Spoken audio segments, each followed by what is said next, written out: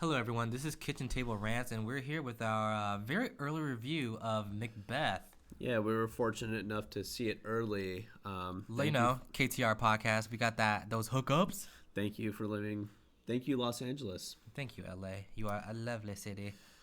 This movie is directed by Justin Krizelle, an Australian director. He is also he's also directing the Assassin's Creed movie. With the same cast, essentially. Yeah, very, very. This cast is gonna be about the same. If you're fans of the Assassin's Creed game and have seen this movie Macbeth, you'll know that you're in good hands. Yeah, I mean, Macbeth's a classic, really prominent Shakespeare play, tragedy. It's about a Scottish prince or ruler named Macbeth who basically sells his soul to become king and slowly is driven mad. In this movie, Macbeth is played by Michael Fassbender, The god himself, aka Yeah. Magneto. and his wife is played by Marion Cotillard, who's Lady Macbeth. And I have to say, this movie, I'm just gonna preface this before I even get into it. I'm not a big Shakespeare fan, so for me to like and enjoy a movie that is a Shakespeare play, it takes a lot, and I really like this movie. I agree. Like, I'm not the first person to really jump after movies that are based off of plays, but I'm a massive fan of Fassbender. He's my favorite actor, I think. Him and Idris Elba are my top two. And I'm also a big fan of Marion Cotillard as well. She is amazing. Like, just her expressions alone, like, just from her eyes, she can convey so much. And she killed it as Lady Macbeth. Killed it. Yeah. She can smile and frown at the same time. Yeah. So I mean, the main plot of the movie is Macbeth. Macbeth is basically hinted at making a deal with these three witches. There's actually like four, and one was like a baby. Yeah, there's like 4 or 5, but the And main this is after three. a huge fight. Like, the king sent Macbeth and an army to go handle, I think it was like rebel forces or something similar. Yeah, to so that. there's a rebellion. It's set in Scotland, and there's a rebellion against King Duncan, and Macbeth is a thane who's one of the local rulers or princes underneath the king, and he's basically has led the charge against this rebellion and really put the rebellion down, kills the rebel leader, and the king rewards him with a higher position or higher seat. And however, Macbeth is still very power hungry, and I mean, this is once he's found out. This is once he's found out that the witches are saying he's going to be king. Right. So when he's given these like new lands, he's like, this is not good enough. Right, he's given a prophecy by these witches that he will eventually become king, and that his friend Banquo will father a line of kings. Yeah, it's definitely something you need to note that Banquo was around when the witches had their predictions. And another thing to note is that Macbeth had a steward with him in battle. So when he lost the steward, did that technically kind of rid him of like an heir, or like what? I'm not sure how the hierarchy works. I wasn't sure if it was a student or a steward, or it might have been his son. I think that the Lady Macbeth would have been a little bit more emotional if it was his son. Right. I mean, they do lose a child at the very beginning of the movie. Yeah. It starts out with that. But yeah, so he's basically, it's almost hinted at that he's made a deal with these witches after they've given him the prophecy. Right. And so him and Lady Macbeth plot to kill the king. Let me tell you, that plot was almost like 80% Lady Macbeth and like 20% Macbeth. Yeah, she really prods him on. Yeah, like Lady Macbeth has obviously seen some episodes of CSI because she knew how to like clean up, she was legit. Yeah, I mean they killed the king, which is sad because he's played by Lupin from Harry Potter. Yeah, Lupin is also a king. If only he turned into David a werewolf. Thewlis. Yes. Yeah, if only. But he becomes Macbeth. They succeed with their plot. He becomes king, and he slowly, I mean, just starts becoming absolutely insane. It's pretty quick, you know. Yeah, he starts killing off all these people, and then he kills off Banquo. That was really sad. He sends like a couple of assassins off to, he meets with Banquo in like the middle of this field. is they talk a little bit. Banquo with his son Fleance, they go back to this forest. They get attacked by Macbeth's assassins. Banquo is killed, but Fleance, I think, just disappears. Doesn't he end up seeing one of the witches in the forest? Yeah, he runs away, and it's almost hinted at the witches save him. Right.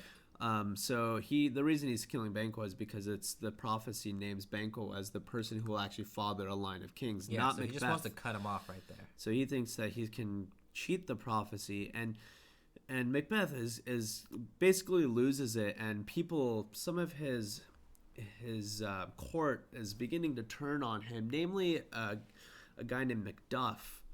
And Macduff goes to the old king's son, basically defects. Was it Malcolm? Malcolm, yeah.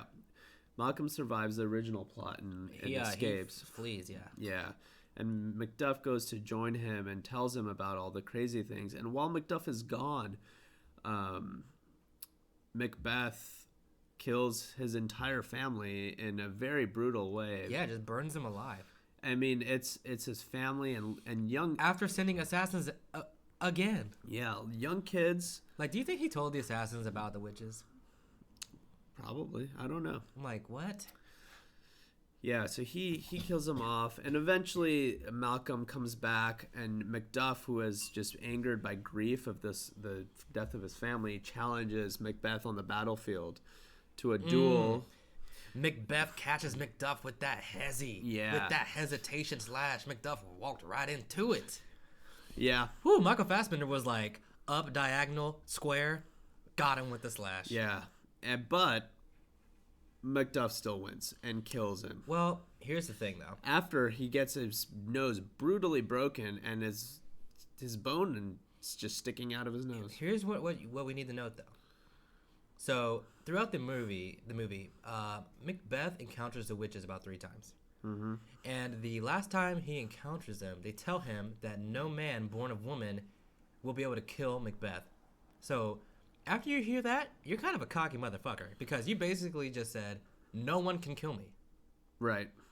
So Macbeth, who at this point has completely descended to madness, Lady Macbeth dies out of the grief of having killed so many innocent people. Macbeth has been taking it to Macduff. And then Macduff tells him that he was born via C-section. And then Macbeth just kind of gives up after that. So Macduff technically does not overpower him. Macbeth lets Macduff kill him. He's lost everything, so he might as well just be killed. Yeah, he loses hope, but he was, I mean, in the end, Macduff kills him, and Malcolm comes to take the throne back. And the final scene of the movie is Fleance, who is Banquo's son, is shown to find Macbeth's body, and he takes his sword and just and runs into off this like with it. red sky. Yeah, I do want to talk about the cinematography of the movie. It was absolutely gorgeous. The battle scenes, I thought, were super gritty and like uncut. They were very gritty, very violent, but also in a weird way, very beautiful. They had this strange haze to them with bright kind of colors of either yellow or red that was over them, and I think the movie looked great. There were some other scenes, just some of the shots of Scotland, I thought were gorgeous. And then my favorite scene, I think, in the whole movie was just Macbeth in a room. Oh, running laps? And just going crazy. Getting ready. They're going to test him on the mile next week. Yeah, I mean, he was losing it. Great job of showing him going nuts. And I think Michael Fassbender really, really killed it in that. Definitely. I think one of my favorite scenes was the scene when they're at the dinner. Yes. At first, I thought when he was talking to like some of the people in the court that like time had stopped or something, but he was like really walking out from his seat, talking to these people about all sorts of crazy things. And at that part, you kind of expect everyone to leave and abandon their king, and only one person does it, and that's Macduff. It's Macduff. Yeah, I mean, so the context of the scene is they're holding court and dinner at the castle. And this is right after Banquo is ordered to be killed. Right. And they come back. The assassins kind of come back, and they're basically tell him that, yeah, we killed Banquo, but Fleance got away. Yeah. And Macbeth loses it. He starts seeing Banquo everywhere. He starts seeing Banquo standing in the hall and at dinner. Everyone else is just like, what is going on? And Macduff finally is just like, I can't do this anymore. This guy is insane, and leaves. But yeah, it was a crazy scene. Yeah. I will say though, if you are not familiar or not accustomed to Shakespearean language, it might be tough to understand. But even couple that with some very thick Scottish accents. Yeah, language plus the accents made at least 20 to 30% I didn't know what they were saying. Yeah, it was hard to understand. So if you're familiar with the play, know the lines already. Yeah, it's Macbeth monologues and soliloquies and all that good stuff. Hammered into your brain as a 6th grader. I mean, maybe I'm advanced, or maybe you're advanced. Maybe in 3rd grade you read Macbeth.